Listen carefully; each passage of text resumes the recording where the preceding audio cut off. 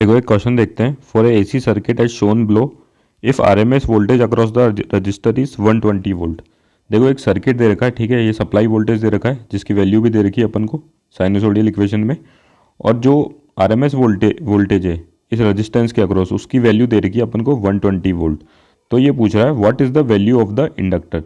तो अपन से इस इंडक्टर की वैल्यू पूछी गई है। देखो ये एसएससी जेई 2017 में आया हुआ है।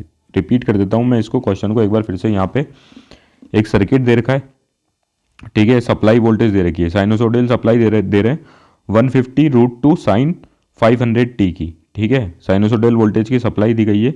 और इस रेजिस्टेंस के अक्रॉस जो वोल्टेज ड्रॉप हो रही है वो है 120 वोल्ट, ठीक है। तो अपन से इस इंडक्टर की वैल्यू पूछी गई है। तो देखो इसको स्टेप बाय स्टेप सॉल्व करते हैं। सबसे पहले तो ये जो सप्लाई साइनोसोडियल वोल्टेज सोर्स दे रखी है, ठीक है, ये जो साइनोसोडियल वोल्टेज सोर्स की सप्लाई दे रखी है इसको देखते हैं। देखो V equals to 150 root two sine 500 T, इसको स्टैंडर्ड साइनोसोडियल इक्वेशन से कंपेयर करते हैं वोल्टेज की। V स्टैंडर्ड इक्वेशन जो होती है वो होती है V equals to V M sine omega T. देखो आपको ये हमेशा याद रखनी है। यहाँ पे वी एम क्या होता है, मैक्सिमम वोल्टेज, ठीक है। तो देखो मैं यहाँ पे कंपेयर करेंगे तो मैक्सिमम वोल्टेज कितना आ गया 150 रूट टू। वैसे ही अपने पास ओमेगा की वैल्यू, ठीक है, ओमेगा की वैल्यू हो गई 500 टी, सॉरी 500, सिर्फ 500, ठीक है, 500 आ गई ओमेगा की वैल्यू और मैक्सिमम वोल्टेज की वैल्यू आ गई। तो देखो यहाँ से अपन आरएमएस वोल्टेज की वैल्यू निकाल लेते हैं।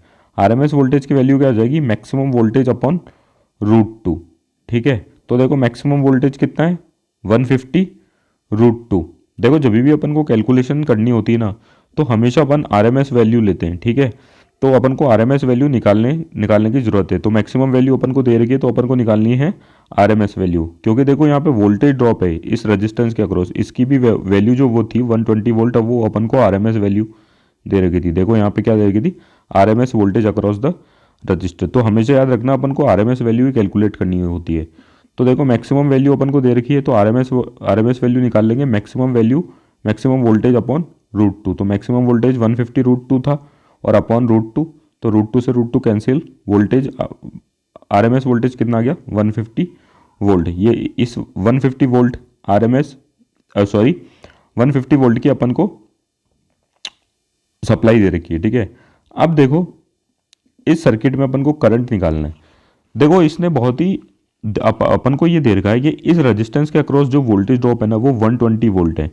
तो देखो इस रेजिस्टेंस के अक्रॉस वोल्टेज ड्रॉप कब हुई होगी, जब इससे करंट पास किया होगा। मान लो इसके थ्रू एक करंट पास किया गया आई, ठीक है। तो देखो ये आई करंट की वैल्यू निकालनी है तो V equals to I R वाले फॉर्मूले से अपन सिंपल सा निकाल सकते हैं। आई इक्वल्स टू कितना हो गया V upon R. Voltage drop across register कितनी है 120 वोल्ट अपॉन रजिस्टेंस की वैल्यू 1000, ठीक है। देखो मैंने वोल्टेज ये वाला नहीं लिया है, क्यों, क्योंकि देखो मैं फिर से बोल रहा हूँ, अपन को पता है इस रेजिस्टेंस के अक्रॉस एक वोल्टेज ड्रॉप दे रखी है, ठीक है, इस रेजिस्टेंस के अक्रॉस एक वोल्टेज ड्रॉप दे रखी है 120 वोल्ट। तो देखो इसके अक्रॉस अगर कोई इसके थ्रू कोई करंट पास किया होगा तभी तो इसके अक्रॉस एक वोल्टेज ड्रॉप आई होगी। तो यही करंट तो अपन को कैलकुलेट करना है और यही करंट देखो इसमें से भी फ्लो होगा। मतलब मैं कह सकता हूं कि ये जो करंट आई है जो इसके अक्रॉस वोल्टेज ड्रॉप कर रहा है 120 वोल्ट, वही इस सर्किट में फ्लो कर रहा है, ठीक है। क्योंकि देखो ये सर्किट जो है सीरीज में है, ठीक है, और यही करंट इसके थ्रू फ्लो करेगा और यही करंट वापस से सप्लाई में जाएगा। तो देखो ये करंट निकालना एक तरीके से मैं बोल सकता हूँ इस सर्किट में जो फ्लो हो रहा है करंट में वो निकाल रहा हूँ, ठीक है। मेरी बात आप समझ रहे होंगे मैं आपको क्या कहना चाहता हूँ। तो देखो मैंने यहाँ पे भी बना रखा है, ये करंट आई फ्लो कर रहा है इस रेजिस्टेंस 1 किलो ओम के थ्रू। तो ये वोल्टेज ड्रॉप दे रहा है 120 वोल्ट की। तो देखो आई इक्वल्स टू हो जाएगा V अपॉन आर। वोल्टेज कितना है 120 वोल्ट और रेजिस्टेंस की value 1 kilo ohm. 1 kilo ohm को ओम में कन्वर्ट करेंगे तो इंटू 1000, सिंपल सा जीरो से जीरो कैंसिल करेंगे तो आई की वैल्यू आ जाएगी 0.12 एम्पियर। तो देखो अपन पास आई की वैल्यू निकल के आ गई, इस पूरे सर्किट में करंट की वैल्यू निकल के आ गई अपने पास, ठीक है। अपने पास आरएमएस वोल्टेज की वैल्यू निकल के आ गई 150 वोल्ट और अपने पास ओमेगा की वैल्यू निकल के आ गई 500, ठीक है। तो देखो अब अपन को निकालना है, अब अपन को इंडक्टेंस की वैल्यू निकालनी है। तो देखो सबसे पहले अपन कैलकुलेट करेंगे कि इस इंडक्टर के अक्रॉस वोल्टेज ड्रॉप कितनी हो रही है, इस इंडक्टर के अक्रॉस वोल्टेज ड्रॉप कितनी हो रही है। तो देखो वो सिंपल सा अपन फेजर सम से निकाल सकते हैं। देखो जो रेजिस्टेंस के अक्रॉस वोल्टेज ड्रॉप है वो 120 वोल्ट है, ठीक है। जो टोटल वोल्टेज है, जो सप्लाई वोल्टेज है वो 150 वोल्ट है, और जो इंडक्टर के अक्रॉस वोल्टेज ड्रॉप है वो अपन को निकालनी है, ठीक है। तो अपन को पता है ये जो वोल्टेज ड्रॉप अक्रॉस इंडक्टर है वो हमेशा क्वाड्रेचर मतलब 90 डिग्री होती है वोल्टेज ड्रॉप अक्रॉस रेजिस्टेंस से, ठीक है। और टोटल वोल्टेज अपने पास सप्लाई जो है आरएमएस वैल्यू, आरएमएस वोल्टेज की वो 150 वोल्ट है। तो अपन यहाँ से निकाल सकते हैं वेक्टर सम से V square equals to V L square plus V R square. V की वैल्यू पता है 150, वोल्टेज अक्रॉस रेजिस्टेंस पता है 120, ठीक है।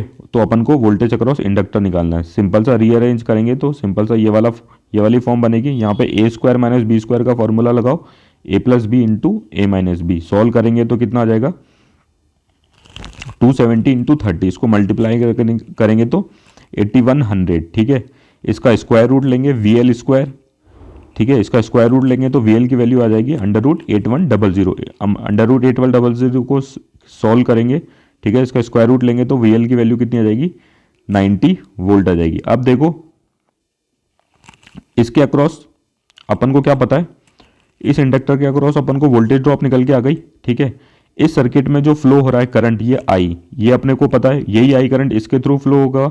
तो सिंपल सा अपन यहाँ पे भी जो वोल्टेज ड्रॉप है उसका फॉर्मूला लगाएंगे, ठीक है। देखो इसके अक्रॉस वोल्टेज कितनी होगी आई इंटू एक्सएल। जैसे देखो इसके अक्रॉस वोल्टेज ड्रॉप, वो इसके अक्रॉस जो वोल्टेज है वो निकाला था I V equals to I into R. Resistance था, यहाँ पे क्या है इंडक्टिव रिएक्टेंस, तो यहाँ पे हो जाएगा V L equals to I into XL. XL क्या है इंडक्टिव रिएक्टेंस। तो वी एल की वैल्यू अपने पास निकल के आ गई 90, आई की वैल्यू 0.12 एम्पियर थी, और एक्सएल इंडक्टिव रिएक्टेंस का फॉर्मूला होता है ओमेगा इंटू एल।